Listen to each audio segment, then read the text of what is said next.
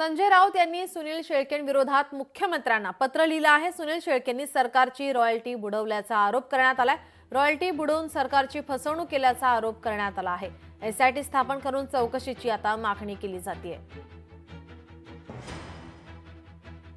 मावळचे आमदार आहे सुनील शेळके, त्यांनी हजारो कोटीची रॉयल्टी MIDCच्या जमिनीवरती खाण उद्योग सुरू करून बेकायदेशीरपणे हजारो कोटीची रॉयल्टी सरकारची बुडवली। त्याबाबत सविस्तर तपशील मी त्यांना पाठवलेला आहे।